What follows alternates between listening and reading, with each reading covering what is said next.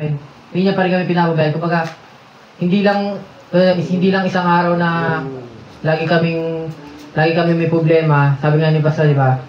Hindi lagi ganito yung problema namin. So, papasalamat ako sa Panginoon dahil muli kong nakita ko na maayos naman yung kalagayan nila and wala naman masyadong problema. Papasalamat ako dahil safe naman sila and wala rin masyadong karamdaman kahit pa may problema sa buhay. Salamat ako dahil sobrang thankful ko talaga sa Panginoon dahil na kahit sa point na yung tipong halos yung mga times na merong away talaga sa amin, merong talagang misunderstanding sa pamilya namin, pero ang kagandahan doon is nabubuo pa rin kasi nasa gitna merong isang Kristiyano tumatayo sa pamilya. Amen. Wala po.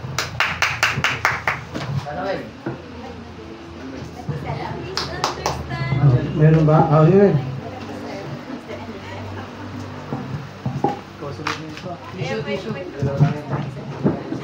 Magandang hapon po sa ating lahat. Nagpapasalamat ako sa Diyos dahil sa buong taon at ngayong taon iningatan niya ako at binigyan niya pa rin magandang kalusugan. Nagpapasalamat ako dahil sa paggabay sa akin sa school na kahit yung mga summative na hindi ko naiintindihan ni tinutulungan niya ako upang makapasa at kahit may mga bagsak na subject, tinutulungan niya pa din ako na maipasa ito at tapos sa pamilya, binibigyan niya pa din kami ng malakas na pangatawan at kalusugan na kahit may minsan ding away,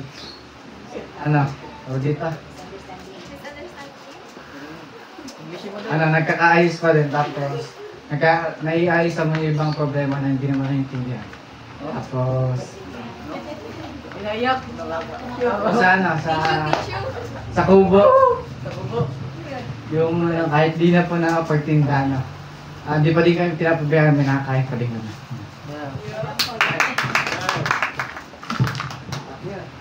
Hello. Ako ba? Schedule ko yung pastor. Hello. Ayun. Nagpapasalamat ako sa Panginoon dahil na nakalipat kami sa Bliss at yung mga taga Bliss po ay nakakapunta po dito tuwing linggo. Nagpapasalamat po ako sa Panginoon dahil hindi po kami pinabayaan kami pong pamilya. Kahit po si Mama minsan po sa salon hindi po masyadong maano po yung salon, hindi po masyadong nakapasok ang mga customer kahit wala po siyang mga customer sila doon. Pero yung biyaya po talaga ng Panginoon talagang dumadating po sa amin. Dahil kahit po si Papa minsan wala po siyang trabaho, yung kanyang boss hindi po muna siya pinapapasok kasi po wala naman pong gagawin.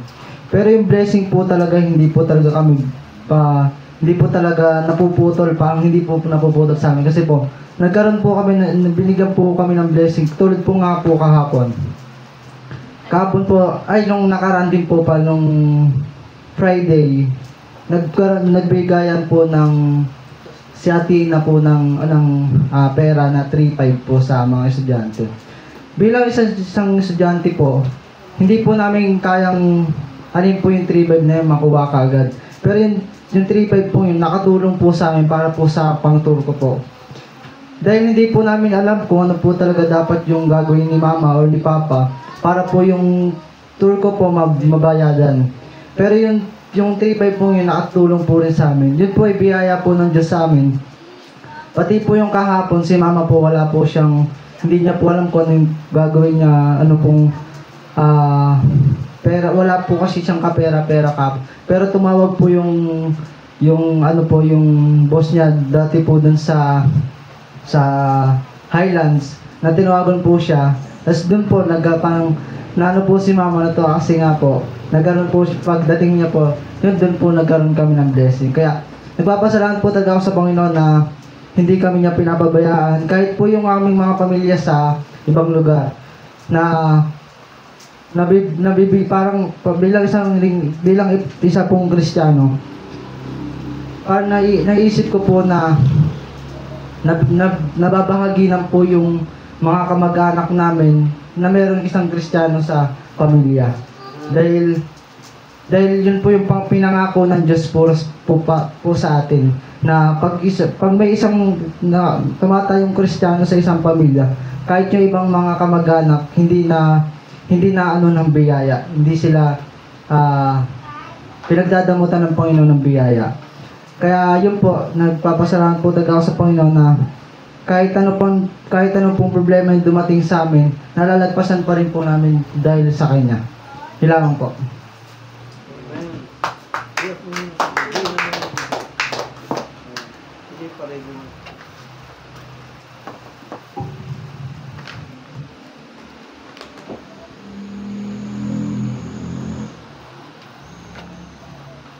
Ayan, magandang hapon sa bawat isa. So, sa lahat ng ating mga kapatiran. So, that's how God is able to us. Amen? Nung ako'y bagong Kristiyano rin, yun din ang aking panalangin eh. Una, pinalista kami nun, sino yung gusto mong maligtas. Nakapanood ako nung yung winter, may kumagat sa winter eh. Ang bida ron, yung Pilipinang babae na nanay siyang matanda.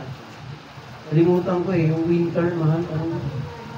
The winter ata yun na ang sabi dun sa palabas, kasi evangelism yun, ko'y bagong Kristiyano nun, na kung meron kang ililista at kung meron kang gustong maligtas, sino? So, number 1 sa listahan, yung mamahal ko sa buhay. Alam niyo mga kapatid, totoo yun. Ang pabor ng Diyos ay nandun sa mga Kristiyano, lalo pa sa mga Kristiyanong masunurin sa Kanya. O makinig po, makinig. Maglagay ng isang nasa doon sa Owel, dong Owel. Ayan na, basta makinig na ha. So yun yung pabor ng Panginoon sa atin. Kahit isa lang dyan may mananampalataya, sabihin ko sa iyo, sa pool ng biyaya ng Diyos kasama yung mga labons mong hindi Kristiyano, masasapul sila. Aba, hindi ko naman kayang abutin mga labons ko eh. Pag may pagkakataon na magtitipon kami, yun. Pero yung abutin mo sila lagi, hindi eh. Pero napakabuti ng Diyos. Amen? Siya'y kumikilos in favor of those believers na matapat sa Kanya. So mga kapatid, patuloy lang po tayo maging matapat. Ang Diyos ay gagawa, no? Gagawa siya ng paraan na pagpalain din ang ating mga loved ones. Bakit? Ang pabor ay nasa iyo. Di ba? Kahit malalayo sila. Okay, this time tayo pong lahat ay muling tumayo, no? At basahin po natin ating teksto ng verse 13. Verses 27, yan, pababa. Numbers chapter 13, verse 7. Verse 27. Kung nakita na, say aloud, amen. Nakita niyo na po ba? Okay, let's read this in chorus. Okay, verse 27, ready, read. And they told him and said, We came unto the land whither thou sentest us, and surely it floweth with milk and honey, and this is the fruit of it. Verse 28, Nevertheless, the people be strong that dwell in the land, and the cities are walled and very great. And moreover, we saw the children of Anak there. 29, The Amalekites dwell in the land of south, and the Hittites and the Jebusites, and the Amorites dwell in the mountains. And Canaanites dwell by the sea, and by the coast Jordan. 30, And Caleb stilled up the people before Moses, and said, Let us go up and once and possess it, for we are well able to overcome it. So, pagpalaan pa ng kanyang mga salita, tayo po'y makakaupo na. So, mga kapatid, as we continue our message this morning, God is able. God is able to. So, mga kapatid, yung background ng senaryo, mga kapatid, alam natin yon na si Caleb at Joshua, bukod tangi, hindi nila nakita yung problema. Yes, may problema. They are facing the Amalekites, the Jebusites, at lahat ng Perizzites. Inaharap nila yung mga kapatid.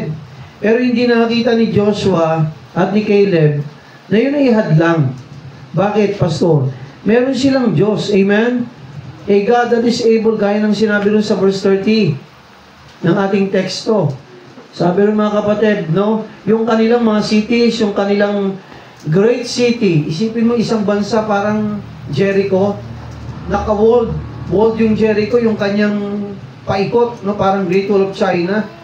Aba, yung syudad na ito ay, kumbaga, mayaman, kilalang lugar, at yung, kumbaga, nung time na yun, mayamang lugar, sapagkat, isipin mo, buong syudad naka-wall, may dingding yung buong syudad.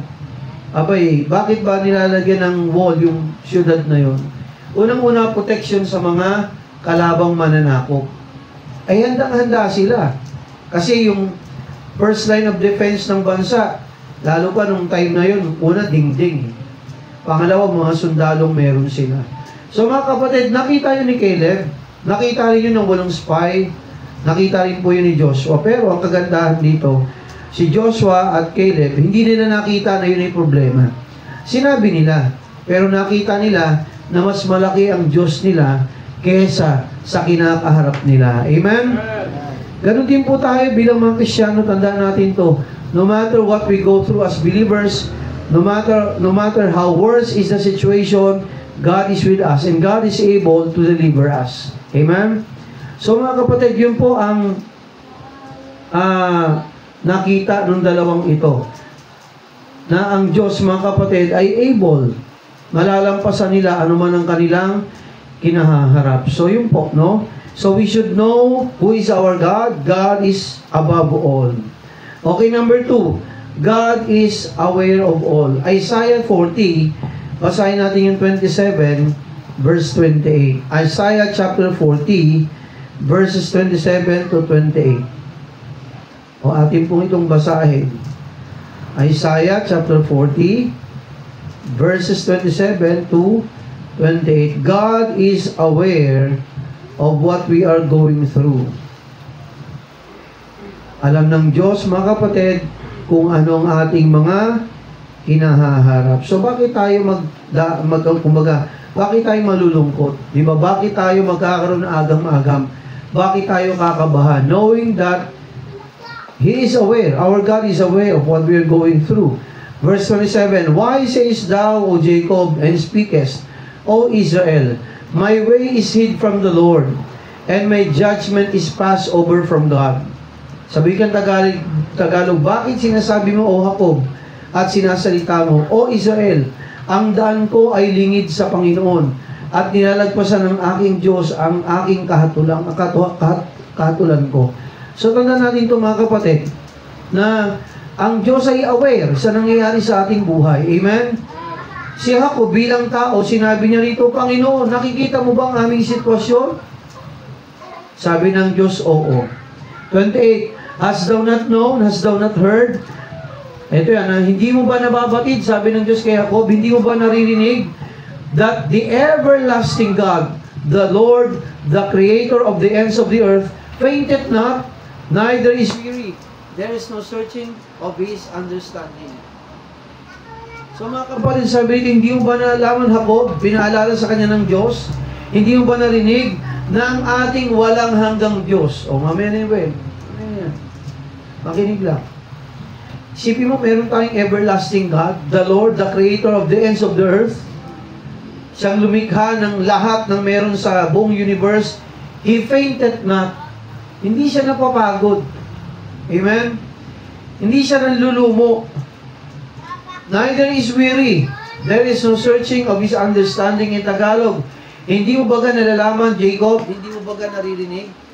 Ang walang hanggang Diyos, ang Panginoon, ang may lalang ng mga wakas ng lupa, hindi nanlalanta o napapagod man, walang makatatarok ng kanyang unawa. Yun ang ating Diyos. Mga kapatid, yun ang ating Diyos, dakila at makapangyarihan. Yung mga battery, paarawan mo natin. Hindi yung mga battery. Yan mga kapatid ang ating Diyos, no?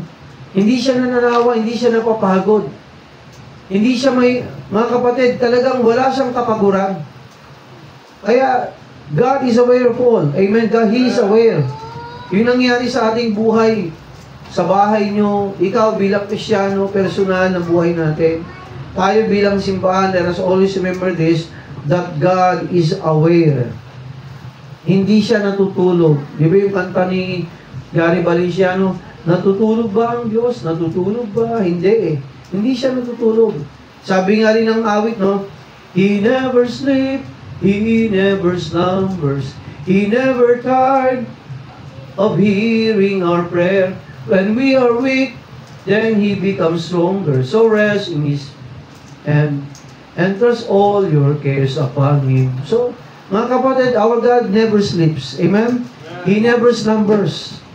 Hindi siya natutulog, hindi siya yung slumbers, yung mababaw na iidlip. Kasi tulog mahaba eh. Slumbers, hindi siya naiidlip. Laging bukas ang kanyang tenga sa mga taong nagtitiwala sa kanya, lalo pa sa kanyang mga anak. Nakuha po, so our God is aware of everything. Paso kahit sa masasama, oo, aware ang Diyos sa mga gumagawa ng masama. Kahit paso yung mga gumagawa ng krimen, aware siya dyan. Pero darating yung time, yung mga gumagawa ng krimen, pagsisisihan nila ang kanilang mga ginagawang kasamaan. Our God is aware. Okay, next. Buksan natin yung sumunod na talata. Okay? Sabi rin sa pangalawang talata, mga kapatid, basahin natin Ezekiel chapter 11 verse 5. Ezekiel chapter 11 verse 5. Ezekiel chapter 11 verse 5. Anong sinasabi ng ating Panginoon sa talatang yan? 11 verse 5, ating pong tunghayan at basahin. Sabi diyan, basahin po natin. And the Spirit of the Lord fell upon me, and said unto me, Speak, thou said the Lord, thus have ye said, O house of Israel, for I know the things that come into your mind, every one of them. Isipin mo yun. Sabi ng Panginoon, kayong mga Israelita, nalalaman ko kung ano ang mga nasa isip nyo. Lahat ng nasa isip nyo, ang sabi ng ating Panginoon. Bawat isa, Russell, alam ng ating Panginoon. Eh mga kapatid, walang hindi lingid sa Diyos. Amen? Kung pambira, kung tayo ay 12 billion sa buong mundo, mga kapatid, ang kaisipan ng Diyos higit pa ron. Lalo pa sa mga nagtitiwala sa Kanya. Sabi niya, ang Espiritu ng Panginoon dumating sa akin at sinabi niya sa akin, salitain mo.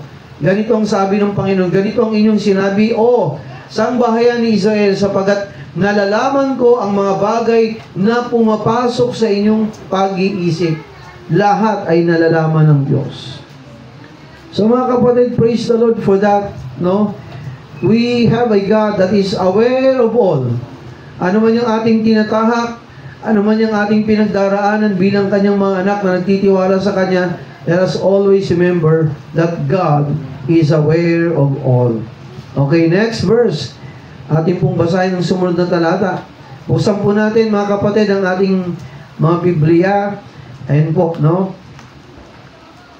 Sa Job 26 verse 7. Job chapter 26 verse 27. Ano po ang sinasabi ng talata? Job chapter 26 verse 11.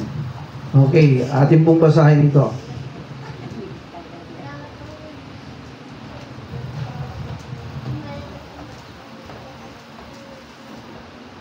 Okay.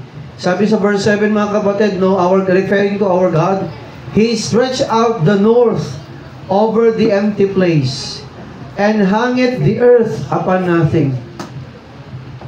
O nung una, sabi ng science, kumbaga para bang kung hindi may tinutungtungan ng mundo, nakasabit siya. Nakakita na ba kayo ng globo? Yung globe natin, di ba parang bilog siya, pero nakaganon siya, nakatilt siya eh. Kung mapapansin nyo, nakatilt siya.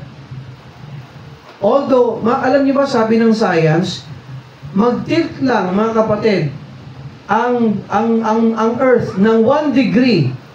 Mga kapatid, halimbawa, mag-tilt lang siya ng 1 degree, patay tayong lahat, sunog tayo lahat. 1 degree lang, pakanan. At kung ang Earth naman, mga kapatid, ay mag-tilt pakaliwa, lahat tayo tigas sa yelo. 1 degree lang, mga kapatid. Isipin mo yun. Sino po nakasakay sa inyo ng barko? Pag ang barko, mga kapatid, maalon sa dagat, yung 1 degree, wala lang yan, di ba? Pero mga kapatid, pag ang barko nagtitilt siya ng 10 to 15 degrees, gumaganon yan eh.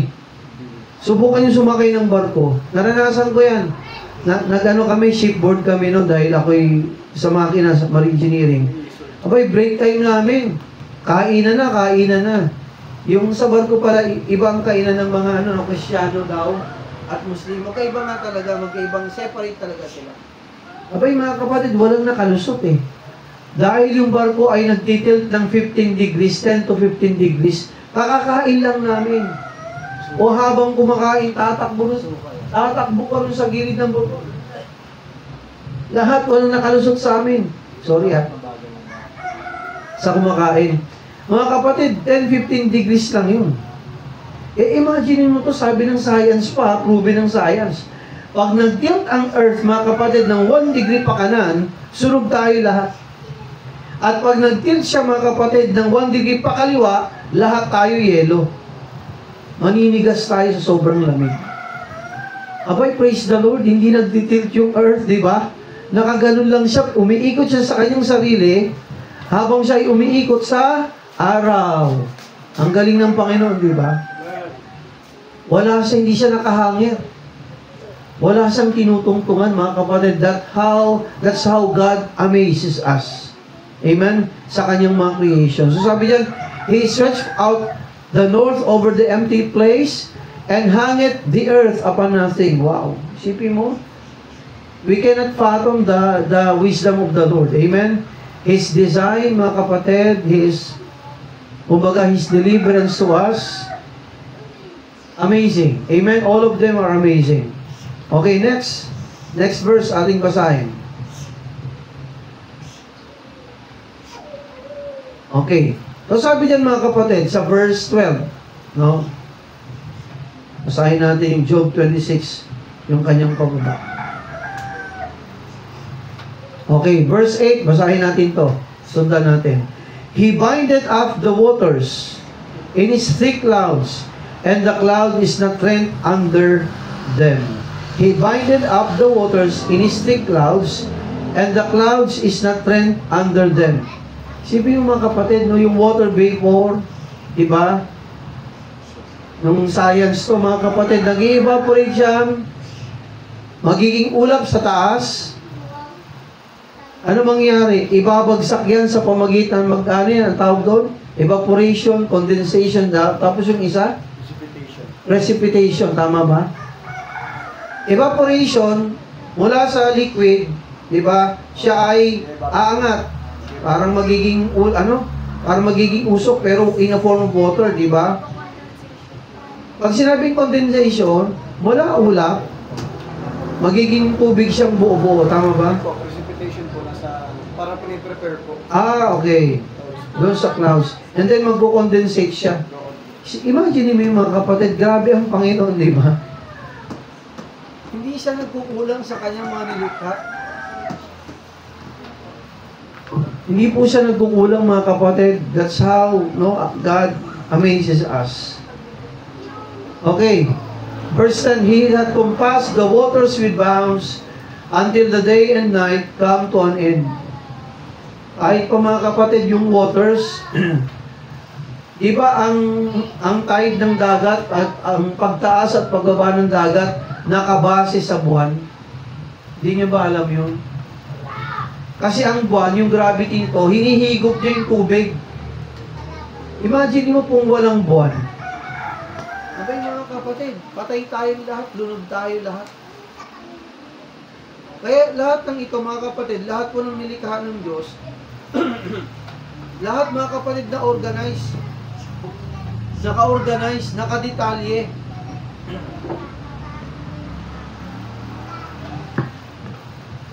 Verse 11, the pillars of heaven tremble and are astonished and his reproof. Verse 12, he divided the sea with his power, and by his understanding he smited through the proud. By his spirit he hath garnished the heavens, he hath formed the crooked serpent. Though these are parts of his ways, but how little a portion is heard of him. But the thunder of His power, who can understand? Wow. Mga kapatid, so tandaan natin to, our God is aware. Amen? He is aware of all. Kasama natin siya. Okay.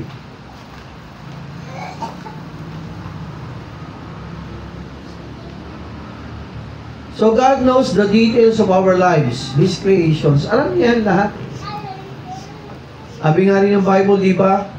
Yung ating mga buhok sa ulo, bilang ng Diyos. Isipin mo how magnificent God is. Yung mga ibong nalalaglag, mga kapatid, sa impapawid, alam po yan ng Diyos kung ilan. Bilang niya lahat. Yung pagkaka-create niya sa atin, mga kapatid, ito yung isa sa na-amaze ko sa Diyos, yung pag-form ng tao, ng bata sa tiyan ng nanay. Iba, napakaliit na cell. Ang tanging microscope lang ang makakakita ng cell ng lalaki at ng babae. Pagdating sa womb ng nanay, di ba? Nagtugma sila, tapos ang hirap diripin, magkakaroon ito ng buhay. Magkakaroon ito ng puso. Magkakaroon ito, mga kapatid, ng body organs, ng buto, ng utak, at lahat, liver, bagat, iba pa. Hindi ka ba na-amaze sa Diyos? Nakaka-amaze, mga kapatid. At pagkatapos ng 9 na buwan, laging 9 na buwan, di ba? Talagang alam ng Diyos kahit nga sa hayop. Ako'y nag-alaga, may pigiri kami nun, mga kapatid. 120 plus 120 to 140 plus 2 weeks. Plus 1 to 2 weeks, mga anak na yung inahing baboy. Laging ganun, mga kapatid. Lagi pong ganun. So, mga kapatid, detalyado ang Diyos. Hindi siya yung, ang babae, merong mga anak ng ganito. Regular, di ba, laging 9 months? Walang umaabot ng 12 months, mga kapatid. Malaki na yun. Overdue na yun. Mamamatay ang nanay pagka ganun. Pag sobra na, pagkakulang naman, possible, mamatay din ang nanay, or possible, mamatay din yung bata. Talagang 9 months. Oo, talagang 9 months. So, that's how organized our God is, because He is aware of all. God knows our motives. God knows if you're living in sins. God knows if you are really saved. Alam ng paano, mga kapatid, kung ikaw ay tunay na ligtas. Amen? Mga hayag yan at ihayag yan ng ating Panginoon. Alam ng Diyos kung ano yung nasa ating kaisipan. Kung ikaw ay nag-iisip ng kasalanan, alam yan ng Diyos. Kung ikaw ay gumagawa ng sala, alam yan ng Diyos, walang makakalusot sa Kanya. Alam ng Diyos kung ano yung ating mga motibo. May mga taong pupunta lang sa church kasi may gusto. Oh, may gustong makuha. Pupunta lang ng Diyos, sana huwag tayong ganun. Pupunta lang ng Diyos kasi libre ang kain. May libreng tinapay. Nung bata ako, ganun ako Diba? Kasi wala naman kami pagkain sa bahay. Buti pa dun sa simbahan, laging yung umaga may pandesal. Kaya pandesal ang binipilahan namin. Mga kapatid, may mga Kristiyano, may mga taong kasi, may mga taong ano kaya ang makukuha ko pag umattend ako ron? Nakuha, mga kapatid, mostly material.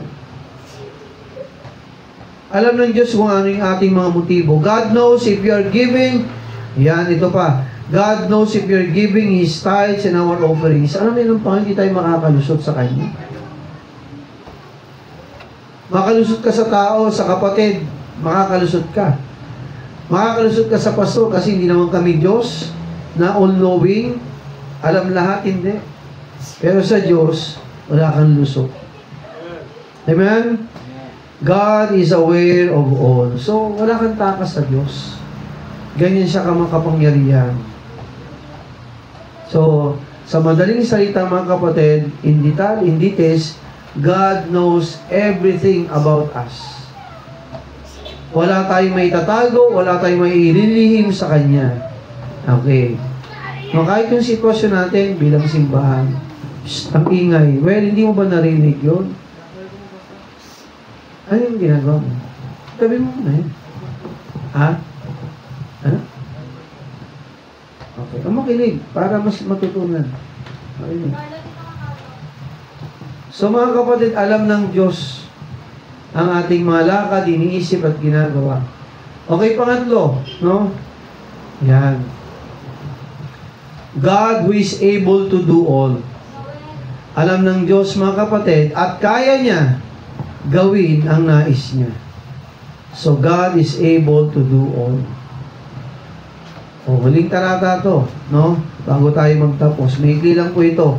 Bagaman may karugtong to, pero gusto ko marami makarinig pag linggo ng umaga.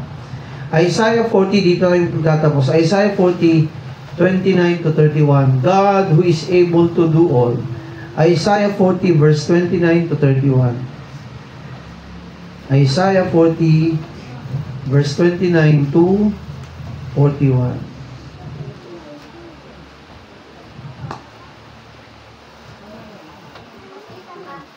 Okay. Ano ang kayang gawin ng Diyos? Okay, anong kaya niyang gawin? Sabi sa verse 29, Isaiah 40, makinig, basa tayo. Sabi-sabi natin basahin. Ready? Read. He giveth power to the faint, and to them that have no might, He increaseth strength. Wow! Sis. Sabi ito, siya'y nagbibigay ng lakas sa mahina, at ang walang kapangyarihan ay pinananagana niya ng kalakasan. Amen. Abay, sa mga Kristiyanong nanghihina physically, ang Diyos ang nagpapalakas sa atin. Amen. Sa atin, ng mga walang kakayanan, mga kapatid, ang Diyos ang nagbibigay sa atin ng pananagana, kalakasan. So mga kapatid, isang bagay yan na kayang gawin ng Diyos. He can extend our lives, mga kapatid, if He wants to. He can bless us, mga kapatid, if He wants to, if we walk according to His ways. Because to God, nothing is impossible. He can give power to the faint. Yan ang kayang-kayang gawin ng ating Panginoon, mga kapatid.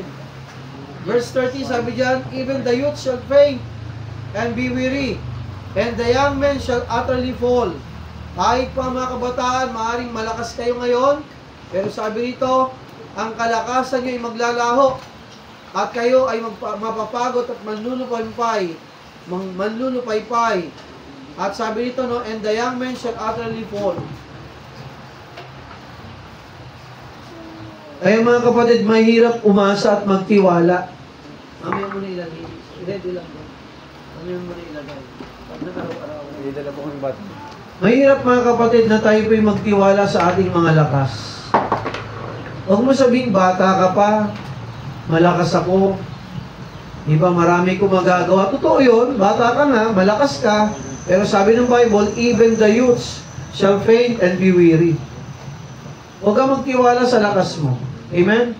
Huwag tayo magtitiwala, mga kapatid, sa kakayanan meron ka. Huwag kang magtitiwala sa panahon. Huwag kang magtitiwala, mga kapatid, sa lakas na meron ka. Bakit? Sabi ng Bible, gaano ka kalakas, manghihina ka. Nakakalungkot, may mga kabataan na malakas. Sa kalakasan nila, binabaliwala ang Diyos. Meron akong sino ba to? Isa siyang Pilipino, bata pa siya, kasi nasa 20s lang ata siya. Abay, pumatok yung kanyang business. Hindi ko alam yung kangkong chicharon ata yun. Narinig din na yun? Kangkong chicharon. Abay, sabi niya, hindi siya naniniwala sa Diyos. Ang nagpapala daw sa kanya, yung sarili niya. Abay, katakot ng gano'n. Si Satanas, pinapadama ka. No? Pinapadama ka, biglang sunod yan. Sinong artista sa palagay nyo kalakasan nila hanggang ngayon matanda na sikat na sikat pa rin? Wala. Ilang taon lang, mga kapatid, kung hindi sila mamatay ng maaga, namatay sa drugs, di ba? Na aksidente. Naalala nyo, buti pa yung isang tray ng itlog eh. Wasak-wasak yung sasakyan. Yung mga nakasakay, namatay. Pero yung tray ng itlog, buong-buo, walang damage. Sabi ng isang matanda, sa apo niya, o apo, mag-ingatan kayo ng Panginoon ha. Sabay bigay ng itlog sa apo, baon nila. lulutuin nila. Ano sabi ng bata? Nay, Mire, ingatan ng Diyos. Wala namang Diyos eh. Ingatan niyo na lang yung mga itlog na binigay niyo sa akin, Lola. O sige, biyahe-biyahe. Ayun, bumali-bali itong sasakyan. Wasak. Mga kapatid ang sasakyan. Abay, lahat ng nakasakay ng young people, patay. Hello?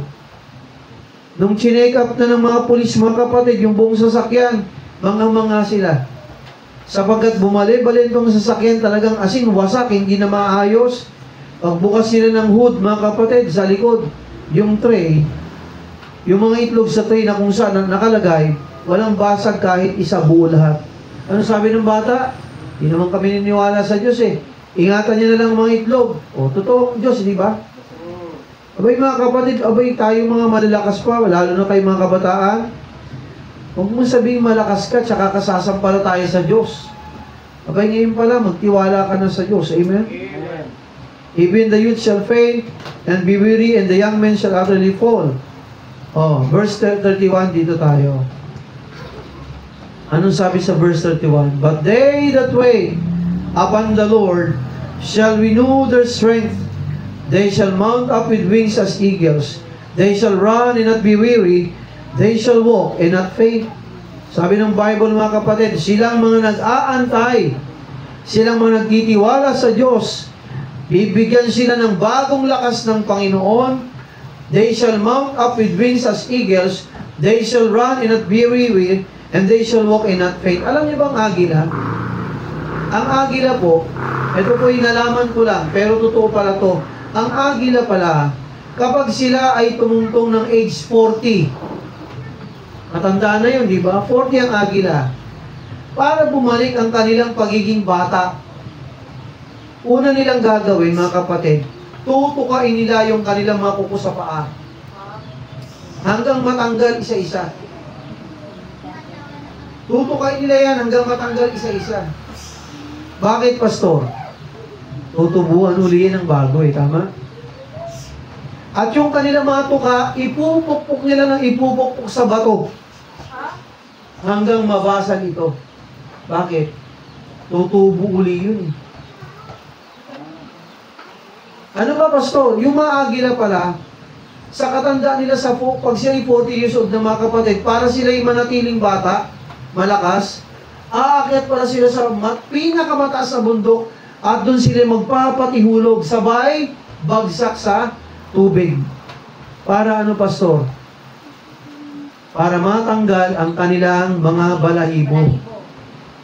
Pag yung kanilang mga balahibo'y natanggal na, sa palagay nyo, masakit yung tanggalin mo yung mga kuko mo, masakit hindi? Masakit. Masakit yun mga kapatid. Yung uso ng agila, di ba matigas yun? Pag pinupukpok nila yung mga kapatid, masakit hindi? Okay. Yung ikaw kayo magpatihulog hanggang yung mga balat-balat mo yung matanggal, mga balahibo mo, masakit hindi?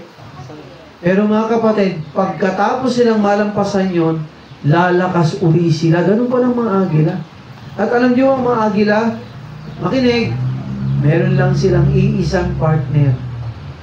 Hindi kagaya ng hayop na kahit sino magiging partner nila, hindi. Ang agila, makinig, meron silang lifelong partner, ang agila. Isa lang ang kanilang mahal. Yung kanilang asawa lang. Hindi sila nagpapalit-palit gaya ng aso at ng ibang hayop. Ganun sila.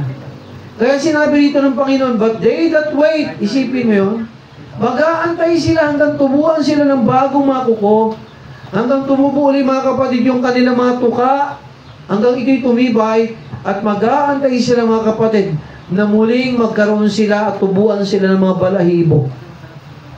Pero pagkatapos ng sabi ng Bible, but they that wait upon the Lord shall renew their strength. Yung kanilang kalakasan, nung sila'y bata pa, babalik yun mga kapatid. Ganun pala mga sekreto ng agila. Sabi rito, no, silang mga nag-aantay sa Diyos, muling babaguhin ang kanilang mga lakas, at sila'y lalayag, lilipad ng mataas pagkataas, gaya ng mga agila. Sila'y tatakbo at hindi mapapagod, sila'y lalakad at hindi manghihina. Mga kapatid, yan ang mga nag-aantay sa Panginoon. Bibigyan ka ng Diyos ng bagong lakas, iingatan ka ng Diyos, pagpapalain ka ng Diyos, mga kapatid. Bakit, Pastor? Nag-aantay ka eh. Amen? Kayang-kayang gawin yun ng Diyos sa ating buhay, na muli niya tayong palakasin at pagpalain. Praise the Lord. Abay, pinagdadaanan natin yung ganito. Pasalamat sa buhay. Ano ba si Sir Belinda? Halimbawa lang ha. Dumaan siya sa ganyan. Anong dahilan, Pastor? May kikwento ka sa iba eh. Di ba? Kumbaga, how God great is. Mga kapatid, how terrible God is. Sa kabila ng pinagdaanan mo, mukha kang walang sakit. Amen? Sige ka nga nalinis sa bakuran mo eh. Sana umabot hanggang dito. Sige ka nga lang, walis. Gusto ko mag-comment. Hanggang dito naman. Di ba? Parang walang sakit. Bakit, Pastor? Kayang-kayang gawin yun ng Diyos sa atin eh. Lalo pa ikaw nagtitiwala sa Kanya, mga kapatid. At sa atin din po, kayo mga young people, di ba? Sa bahay, sa totoo lang, minsan sala tayo sa kain, di ba? Nung kami maliliit pa, gano'n. Praise the Lord, pinagdaanan namin yun. Bakit? Wala akong may kikwento eh. Kung ano nangyari nung kabataan ko. Abay, kami nun, pasensya na, lahat ng basurahan sa Dasma na, narating ko na ata, Brad. Mamulot lang kami ng mga bubog, pako, plastic, dyaryo, bote, karton. Naranasan ko yung isang ilog na kinakatakutan ko ng lakas ng alon, ng lakas ng ragasaan ng tubig sa area G banda. Meron palang ano na nabasa na ilog siya, ginawang tapunan, ang taas-taas. At matatakot ka sa bagsak ng tubig kasi ang laking ilog eh. Hindi ko alam kung dam yun or what eh. Pag doon na kami pupunta, kahit ang daming pwedeng mapulot, natatakot ako eh. Bakit? Kasi baka abusin ka ng tubig eh. Ranas namin yun. Mag-deal din ng asin. Masaya na kami nun pag may asin, mayroong tubig, may mantika, may toyo. Masaya na kami nun. Siyempre malungkot pag wala ka talagang kain. Bay, naranasan ko yun nung bata ako. Naranasan ko ng wala na ng gabihan, hindi na nananghalian, hindi pa naggabihan, wala pang almusal, papasok ka sa school kasi exam. Abay, praise the Lord. Amen? Lahat yun, mga kapatid, pagkatapos nun, meron kang maikikwento. Pasalamat tayo, ang ating mga anak, ayaw nating paranasin ng ganun eh. Ayoko rin. Kasi alam ko yung hirap eh. Baka hindi nyo kayanin, mga anak. Kami galing kami ron, nagtitinda ka, pandesal sa umaga, madaling araw. Lalako ka ng pandesal sa tanghali. Yung nanay ko, gagawa ng biko, pichi-pichi. Ako tagalako ng suman kayo dyan, suman. May mga hindi nagbabayad, may nandadakot ng pagkain, walang bayad. Uwi ko sa aming bahay, yung biko ko dinakot ng mama. Ginanong dinakma ng kamay, hindi binayaran. Sabi ng tatay ko, Nuno, hayaan mo na yun.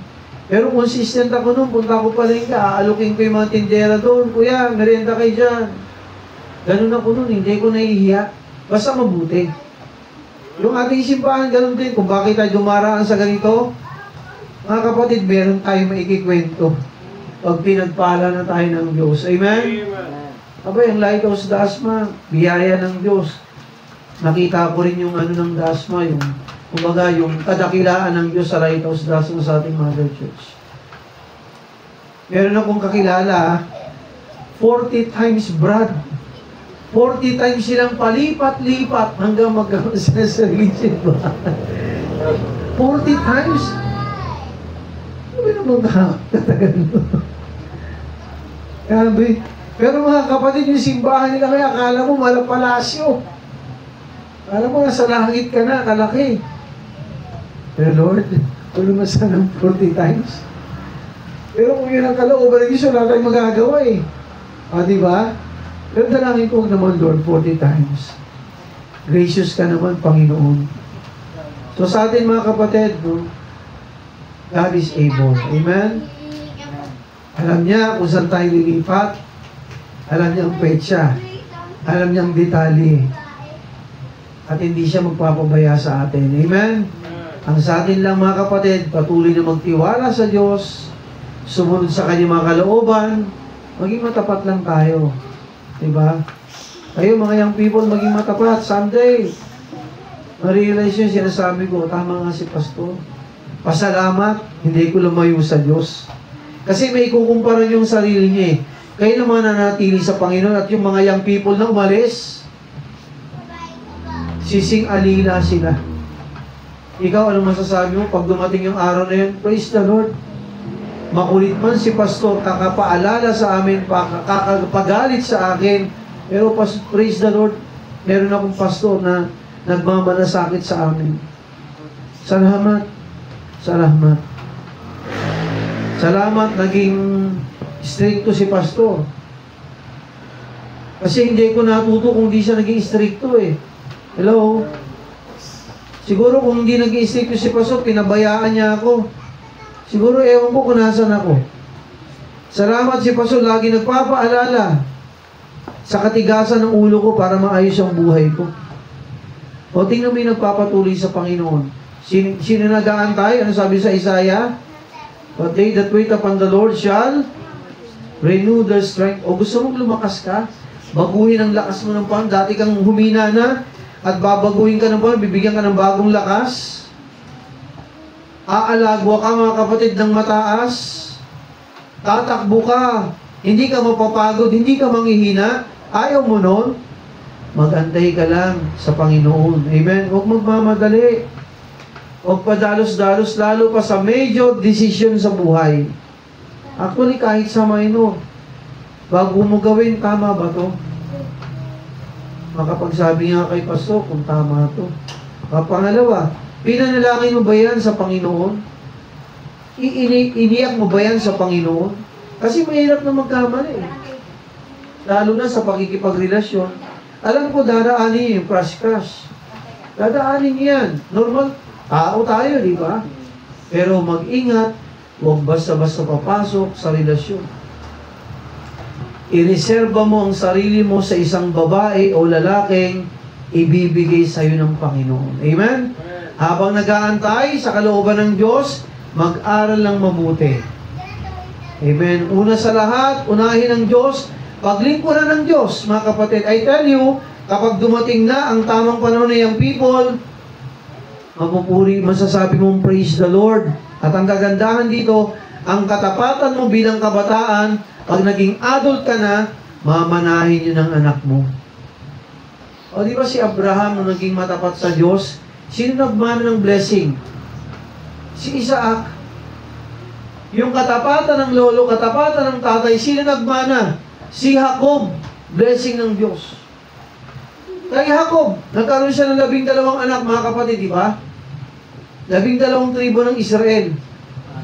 Dahil mga kapatid, sa katapatan ng kanilang lolo, ng kanilang tatay, mga kapatid, pati sila, pinagpala ng Diyos. O gusto mo bang pagpalain ng Diyos yung susunod mong henerasyon? Abay, ngayon pala, maging matapat na kayo. Si Mr. Colgate, kung hindi naging matapat na baptist ang kanyang mga magulang, yung Mr. Colgate, kilala po ba ngayon? Kung hindi naging matapat ang magulang nilang baptist, hindi. Dahil sa katapatan ng magulang ni Mr. Colgate, mga kapatid, bilang baptist, hanggang ngayon, yung pangalan nila, pinagpapala at kilala sa buong mundo. Nakuha niyo mga kapatid, si Mr. Ford, kung hindi naging matapat ang kanyang mga magulang, yung pang Ford Company, at until now, nandyan pa ba? Wala na yan. Kung hindi naging matapat si Mr. Ford, naging matapat. Sabi ng Bible, di ba, hindi kayo magiging buntot, magiging kayong ulo. Sabi ng Bible, di ba, sa Deuteronomy, at ang inyong pangalan ay makikilala sa buong nasyon, sa buong mundo. Pimbira, Ford Company, kilalang kilala. At kahit isang bansa kang mahirap, pumunta, may Colgate eh. Kung wala mang tube, dahil mahal, meron sachet. Mr. Colgate pa rin ang pangalan. Bakit, Pastor? Matapat sila sa Diyos. Mag-antay lang. Mga kapatid, mag-antay lang. At isipin mo to mga kapatid pag ang Diyos nagpala, walang pwedeng pumigil. Amen? Walang pwedeng humadlang. Pag time mo na para pagpalain ka ng Diyos. Kaya sabi ito mga kapatid, God is able to do things great and mighty. God is able, mga kapatid, to bless us abundantly. Ay, antay lang tayo. Meron tayong patutunguhang maganda. Mag-antay ka lang at magpatuloy ka lang. Huwag kang tumigil na sumunod sa ating Panginoon. So mga kapatid, God is, number one, we should know our God. He is able. Pangalawa, God is a way of all. Yung pinagdaraanan mo ngayong pagtitiis, awit yan ng Diyos. Pero ito maganda mga kapatid. No, God is able to do all things. Hindi lang siya magmamatsyag. Pababayaan ka, hindi. Dadaan ka sa pagsubok, alam ng Diyos. Pero may gagawin sa iyo maganda ang Panginoon. Amen? Maging matapat lang tayo. So tayo kung lahat ay tumayo, maging matapat sa Diyos, magpatuloy, maglingkod habang tayo'y malakas sapagkat hindi tayo pababayaan ng ating Panginoon. Let's all stand. Tayo po'y manalangin. Aming Ama, Diyos naming banal, maraming salamat sa iyong mga salita. Ikaw ang Diyos na kailanman hindi nagbabago. Praise you, Father, your name, because we have you as our God. We praise your name, Father, for being our everlasting Father to us and everlasting God. Thank you, Father, for being Jehovah Jireh, who provides everything. Thank you, God, for being Jehovah Nissi, na siyang Panginoon ng laban, O Diyos, na walang laban sa aming buhay, na bilang Kristyano na ipapatalo mo. We are on the winning side, O God. Meron kaming pag-asa, at ang pag-asa namin, O Diyos, ay Ikaw. Anong pong pinagdaraanan ng iyong mga anak, mga kapatid, na nagtitiwala sa iyo, Panginoon, hindi mo kami pababayaan. Salamat, Panginoon, meron kaming great confidence we have in you. We praise you, O God. Patuloy mo kaming samahan at pangunahan. Salamat po sa lahat ng katugunan mo sa aming mga panalangin. Salamat po, O Diyos, sa mga sitwasyong aming pinagdaraanan. Mahihirap mang sitwasyon sapagkat alam namin, O Diyos, kasama ka namin, hindi mo kami iiwan o pababayaan man. Mga Panginoon, dalangin ko, O Diyos, na patuloy kami magtiwala sa iyo bilang iyong mga anak. Habang nakayukot nakapikit ang bawat isa. Habang nakayukot nakapikit ang bawat isa. Kapatid kong Kristyano, tandaan natin to. Ano man ang ating pinagdadaanan, alam ng Diyos ang ating sitwasyon. Amen? Alam ng Diyos ang ating sitwasyon. Ano man ang ating pinagdaanan, mga kapatid, siya higit sa lahat ng problemang meron tayo. Siya higit sa lahat, mga kapatid, ng ating pinagdaraanan. Higit pa siya sa problema mo. Higit pa siya sa sitwasyon na meron tayo. Higit pa siya sa bagyo. Higit pa siya sa dilubyo na maaaring dumating sa atin. Kaya huwag tayong panghinaan ng loob. Amen? Magtiwala tayo patuloy sa Kanya, gumawa ng Kanyang mga kalooban, lumakad ng matapat sa Kanyang mga salita. At sabi ng Panginoon, He can do all things. Sabi ng Bible, di ba? I can do all things through Christ who strengthened me. Gagawin ng Diyos ang lahat sa ating buhay sapagkat ang Diyos ang siya nagpapalakas sa atin. Mga kapatid, let us always remember this. God is with us. Sabi ng Bible, if God be for us, who can be against us? Kaya patuloy nating isubong ating mga sarili sa Diyos. Habang nakayo at nakapikit, I'll give you time to thank God. Amen? I will give you time to praise the Lord for what is He doing to us in your family, in your business. Lahat yan po'y biyaya ng Diyos. Kaya tayo mga kapatid ay sama-samang magpasalamat sa Kanya. Pwede ba tayong panandaliang manalangin, yumukot, pumikit, at tayo sama-samang magpuri at magpasalamat sa Kanya sa lahat ng kadakilaan at kabutihan niya sa ating buhay. Sama-sama tayong lumuhod at magpasalamat sa ating Panginoon.